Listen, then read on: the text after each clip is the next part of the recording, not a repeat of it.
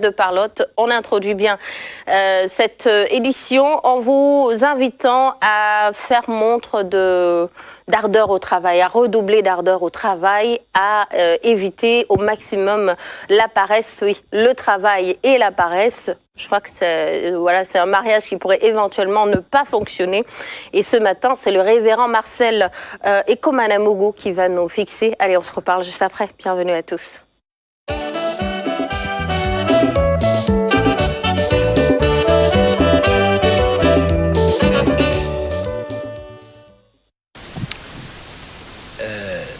La Bible dit dans le livre des Lamentations de Jérémie au chapitre 3, verset 7, qu'il est bon pour l'homme de porter le joug dans sa jeunesse.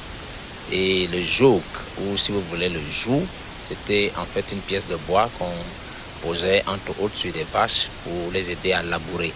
C'est donc entre autres choses le symbole du travail acharné, de l'effort continu.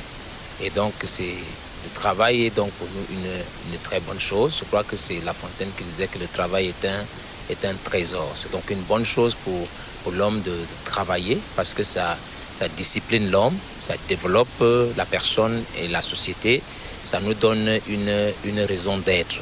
Et c'est donc aussi pour cela qu'il est très important que nous puissions combattre de toutes nos forces un fléau, une maladie qu'on appelle la paresse.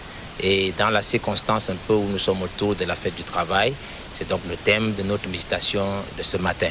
C'est donc quoi, en fait, être paresseux. Donc, quand vous voyez quelqu'un qui parle beaucoup, mais qui agit très peu, ou alors, dès que vous lui donnez quelque chose à faire, il a toujours tendance à remettre ça à demain, au lieu de faire ça maintenant. Ou même s'il commence quelque chose, il ne va jamais amener ça à terme. Et il aura toujours, comme on peut dire, un peu des projets inachevés.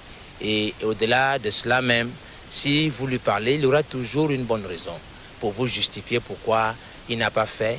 Vous aurez même l'impression que c'est vous qui avez tort. Mais malgré les raisons, les bonnes excuses et les bonnes paroles, la réalisation, le résultat ne suit pas. Si vous avez donc quelqu'un qui a ces caractéristiques, sachez que vous avez en face de vous, ou bien alors, si c'est vous-même, vous souffrez d'une maladie qu'on appelle la paresse. Et vous allez me demander, mais qu'est-ce que ça fait alors d'être paresseux? La Bible nous enseigne que quand vous êtes paresseux, vous aurez avec vous deux compagnons qui vont être indésirables, mais dont vous n'allez jamais vous séparer. Et ces compagnons-là, c'est la pauvreté et la disette. D'un. Et d'autre part, vous allez être considéré un peu dans le plan des brigands, des voleurs ou si vous voulez des vandales. Parce qu'un paresseux, quand il est au milieu des gens, il empêche carrément les autres d'avancer, de progresser. Troisièmement, vous aurez une vie véritablement de trouble. Vous serez perturbé vous-même. Vous allez, comme la Bible dit, votre chemin est comme un chemin d'épines. Et ensuite, vous êtes une nuisance pour les gens. Je crois que les termes bibliques sont utilisés. On dit que vous êtes comme la fumée dans les yeux, vous êtes le vinaigre sur les dents. Et puis, à côté de ça, on ajoute que quel que soit l'endroit où vous êtes, quand vous travaillez, si vous êtes un paresseux, vous ne pourrez jamais être un leader. Vous serez toujours à la traîne et vous allez dépendre des autres tout le long de votre vie. Vous allez subir toutes sortes d'humiliations et de trucs parce que vous êtes toujours comme un fardeau, un bloc dont tout le monde veut se débarrasser. Je crois qu'il est donc très important, j'espère que vous le comprenez, qu'il faut faire quelque chose pour ça. Et donc vous allez me demander qu'est-ce qu'on doit faire. La première chose à faire, si vous connaissez quelqu'un qui est dans cette condition, faites-lui suivre cette vidéo que nous passons. Et si c'est vous-même, prenez d'abord conscience de votre condition et ensuite n'ayez pas honte de le confesser à vos amis, à vos proches et tout, parce qu'une fois que vous faites une confession, c'est déjà la délivrance en partie. Et enfin, suivez le conseil que la Bible dit en Proverbe chapitre 6, verset 6, paresseux va vers la fourmi.